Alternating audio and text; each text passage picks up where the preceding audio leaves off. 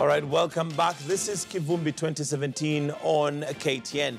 It is time for the Dawn debate, and in studio today I have nominated Member of Parliament Isaac Mwaura and NASA Diaspora Chair George Osewe. Gentlemen, welcome and thank you for joining us on Kivumbi 2017. It's only 4 days to go. It's a countdown now. August 8th is just around the corner. It has changed from months to weeks, weeks to days, and soon it'll be hours. Now, today we shall focus the debate on President Kenyatta's remarks on chiefs in Makueni, accusing them of working with the government. Let's listen in to those remarks. Hata ninaona wakubwa hapa naona nyuso zao kwa sababu wote ni wakodi hao. Unajua. Naona walipatiwa kazi na wale wengine. Wajue pikipiki zile wanatumia, allowances ambazo wanapata, wajue ni serikali ya Jubilee wenzenu walikuwa wanawafukuza. Kwa hivyo nyinyi, kwa sababu labda mnakuwa na fikira tofauti, tutaonana na nyinyi baada ya uchaguzi, nyinyi tutasema. Tunaelewana wazee? Tutakuwa na nyinyi. Msione sisi hatujui nini inaendelea dunia hii. Tunaelewa kabisa. Tunaelewa kabisa. Najua ni vizuri ni mimi sijui kudanganya. Mimi naambia mtu nikimwangalia na macho. All right, so those are statements that the president made yesterday, and they have been termed as threats to the chiefs. And over to you, gentlemen. Let me start with you, George.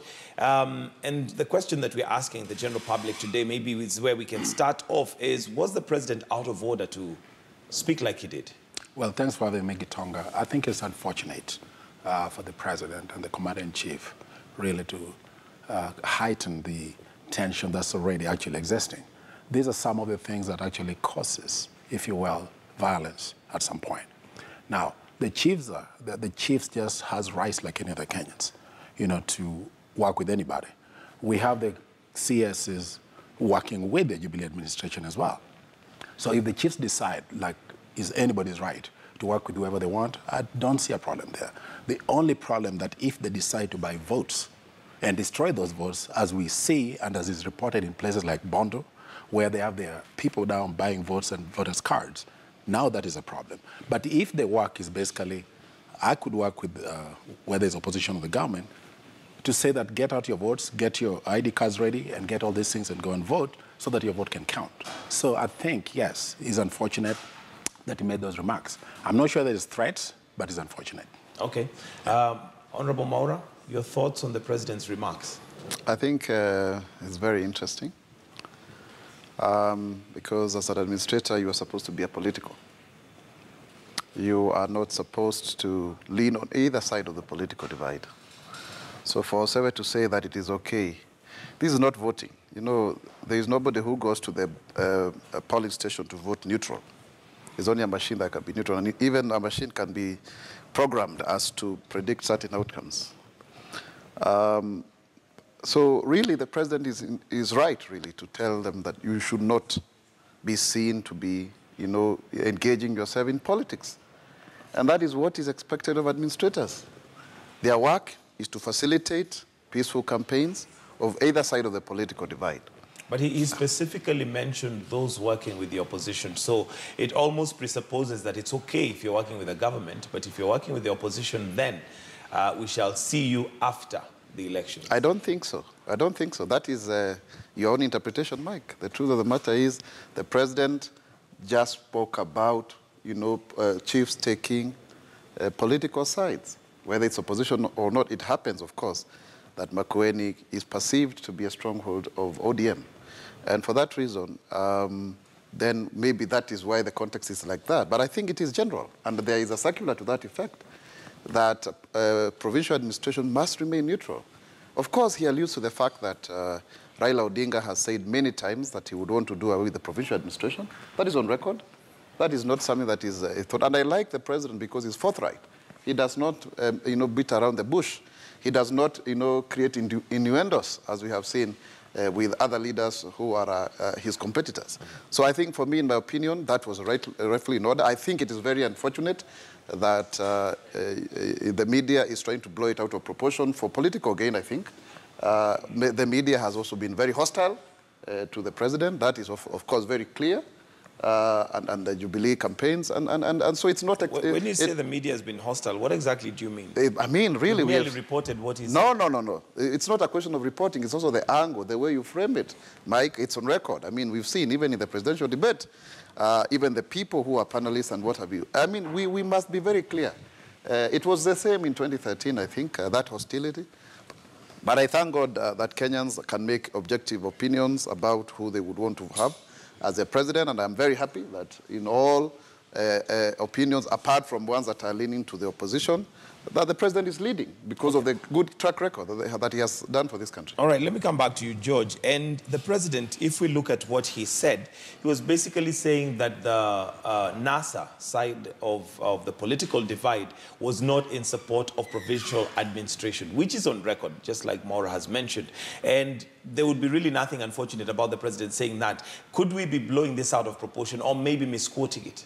Well, first of all, we know very well that the regional provincial administrators, it's actually unconstitutional. This was contested during Kibaki era, and I believe, if my memory serves me right, Justice Mombi ruled that they should not be there in the first place. So what basically they're expressing as NASA is the unconstitutionalism of those provincial administration, period. So there's no ifs or buts about that.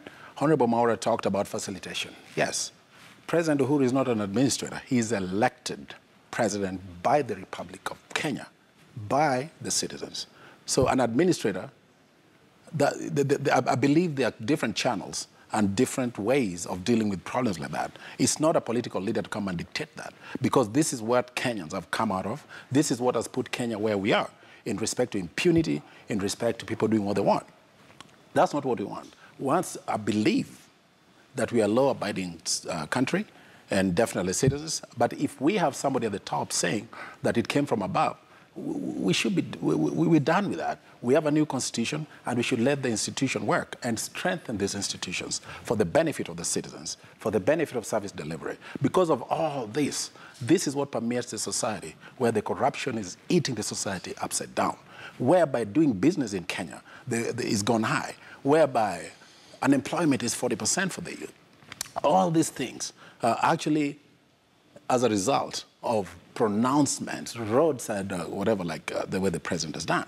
And yes, he has his right as a citizen to say anything, of course, but he has to know he's elected and he holds an important office. So what he says has a lot of impact, not only to the people, but also to the economic situation and social fabric of our country. All right.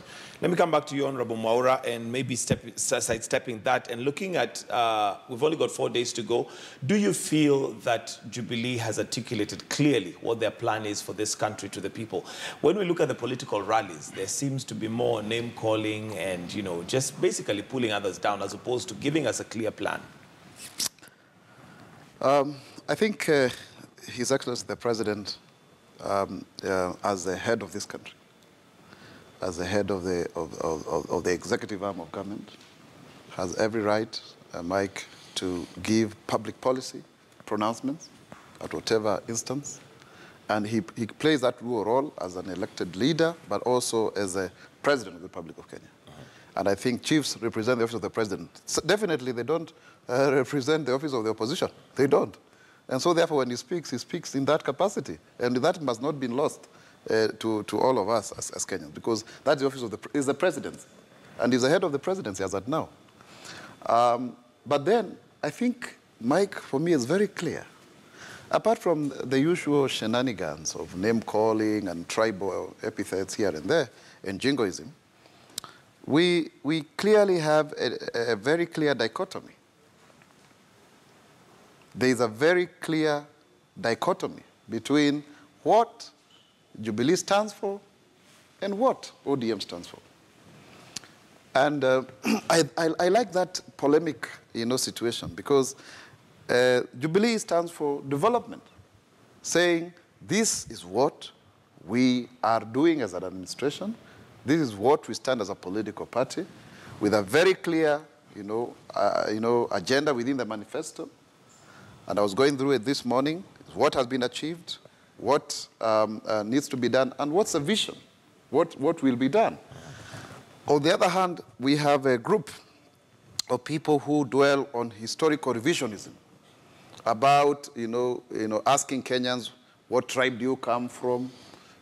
Playing emotions, rallying on issues just to create a public catharsis. People who just are copycats. People who just look at what is there and trying to paint a very, dire situation of this country. Of course, because they benefit a lot from that kind of anarchy. They thrive in chaos. And so for me, it's very clear. It has never been clear. In fact, I want to credit His Excellency the President and his deputy, William Ruto, for making sure that this election has been predicated on the agenda of development versus the issue of, reminding people about historical injustices and the past. It's about the rear mirror and looking forward. So for me, it's very clear. But one way of ensuring that we have freedom in this country is ensuring that we address some of those past injustices. The TJRC is very clear on some of the things that need to be dealt with. There is nobody who has tried to address these injustices as His Excellency the President. He came to Parliament. We gave him a standing ovation. He apologized on behalf of his and past administrations on all the ills that have been done. He has fought corruption vehemently from where he stands. He sacked people on the floor of the House. He is not in the courts. He is not the one who investigates, but he did his role as the executive, including those who have been highly mentioned in corruption scandals. And I think for me, that is the greatest sense of commitment. You know what, Mike? We thought that when we had devolution, then the most coveted prize, political prize of the presidency, the appetite would go down. I think we were wrong. Because when I look at it today, let me explain this. When I look at it today, it is as heightened as it was before. And so therefore, going forward, we need to ask ourselves this question. Really, do Kenyans actually desire, a presidency that is development conscious, a presidency that unites Kenyans? If so, then for me, when I look at the two sides and what they represent, I believe that Uhuru Kenyatta represents the way the country needs to go forward. Okay, let me hear from George. And, well, the question here being whether you feel NASA has also articulated clearly what the agenda for this country is, other than just what some would term as propaganda against the government. It's okay to criticize, but we also need solutions. Well, thank you. Let me first respond to Honorable Maura on what is made in terms of what the President and the Jubilee administration has done. There's a reason why we have institutions in this country, Honorable. The President cannot go down to Parliament and pronounce truth and reconciliation yet. There was a report that was supposed to be released through respected channels to the public. It was not to be done in Parliament. It meant to be done outside the Parliament. Two, you've claimed that the President is doing a great job in terms of stabilizing development and all that. I'm opposed to that, or rather have a different view. The development of this country has stagnated. We have brokers on what we call major projects or mega projects that they have a percentage.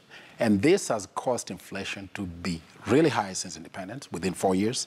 And this has brought corruption to be even higher than previous years. In fact, every year it breaks a record of corruption. And then also the unemployment. So this has brought the cost of doing business in this country higher, whereby investors are moving out, they are moving to African countries, we are losing jobs, and this is real. I have, on my campaign trail with NASA chiefs, I met this family. The guy is from Kakamega.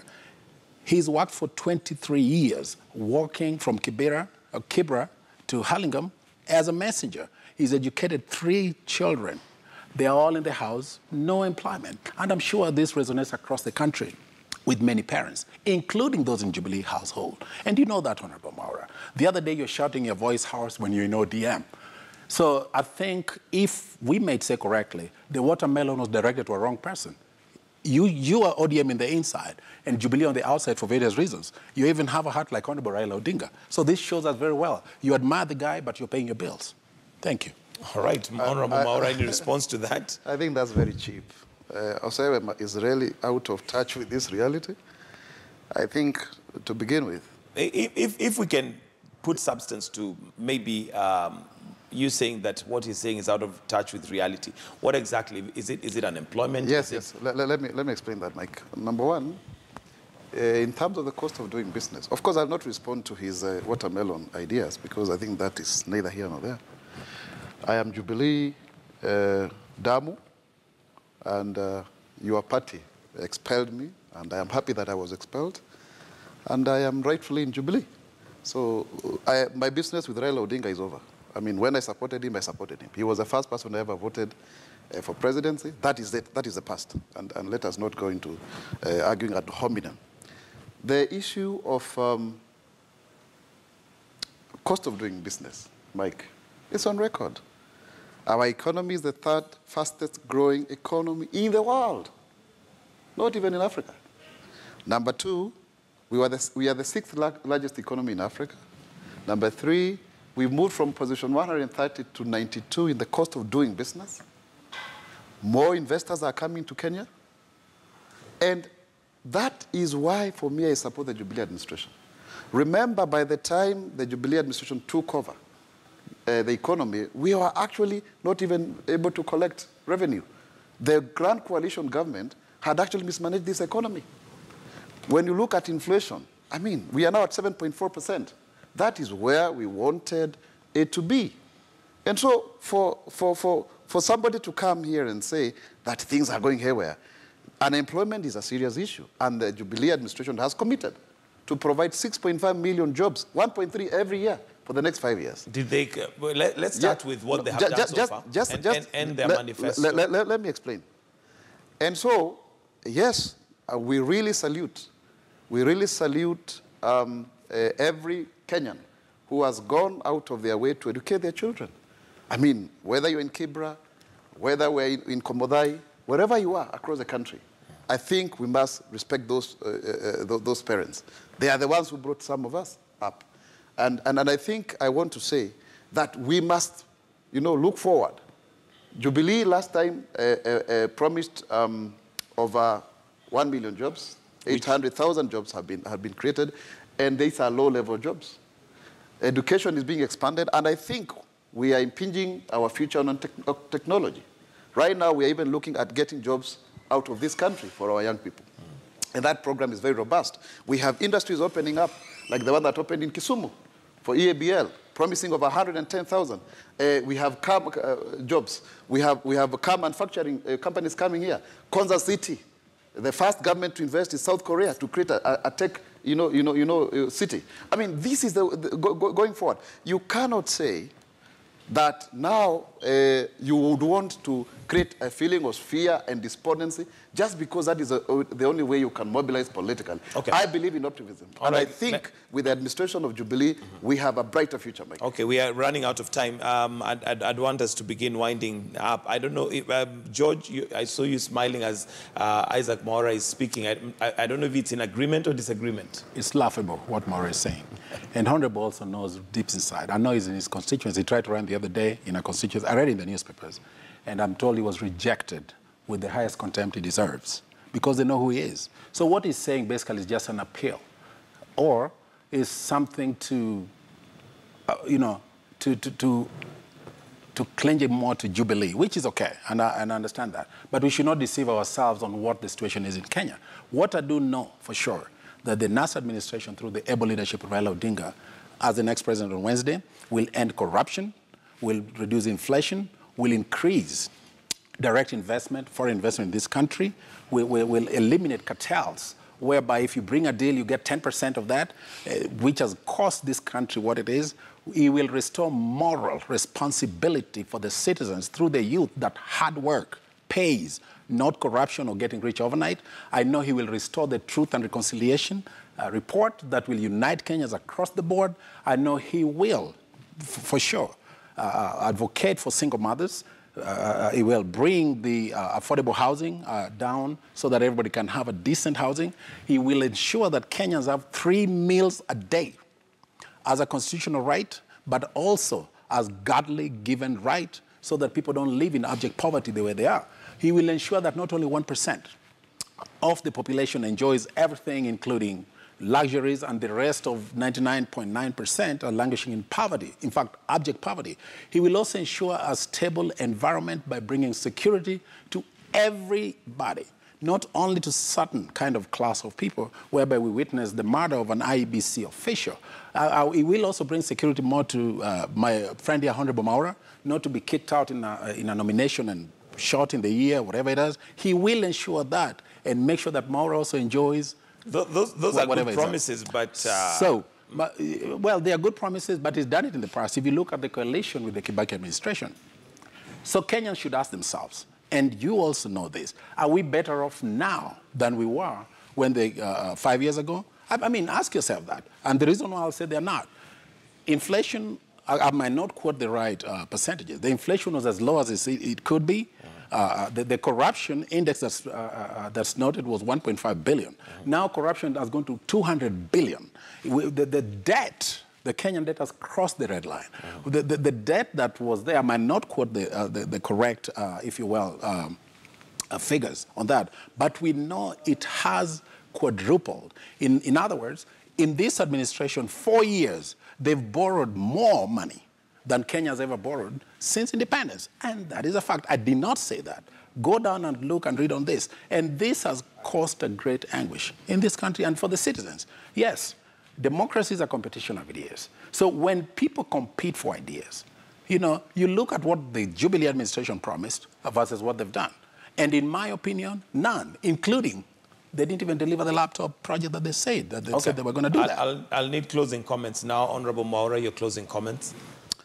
I think it's quite unfortunate because when I listen to my brother here, he's really out of touch of reality. I think he has been in the diaspora for far too long as to imagine that, you know, that things are what he believes to be. And let me tell you, my brother, I have been in the diaspora. I've lived there. And people there are tribal, are segmented, as you're actually showing here. And a very hateful speech that you are trying to show us what as Kenyans. Exactly is hateful? No, of course, he is very clear about his innuendos. And I would not want to tell you, your own candidate, Raila Odinga, has tried to win the presidency. This is the 4th time. So when you talk about contesting, I'm a very proud contender. I don't know whether you have run for any office, but I would be very happy if you also dealt with the issue of racism in Missouri. Just because of the new law that has been passed. I don't live in Missouri, my or brother. Wherever. You are a diaspora person. And so therefore, give me my time. And so therefore... I need your closing comments. Yes, we are running out of time. Give me time, give me time. Yes, we are out of time. Yeah, give me time, Mike. I think going forward, we as Kenyans must ensure that we do not try to excite ourselves with messianic promises that are unachievable. How on earth do you expect people who have been involved in corruption scandals, from the maize, from the cemetery, selling embassies, to end corruption?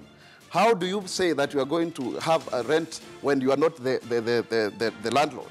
That is telling people they can occupy other people's properties without paying. How on earth do you tell Kenyans that they are going to have 3 meals a day as if you provide food on the table? That's not realistic. Don't lie to Kenyans.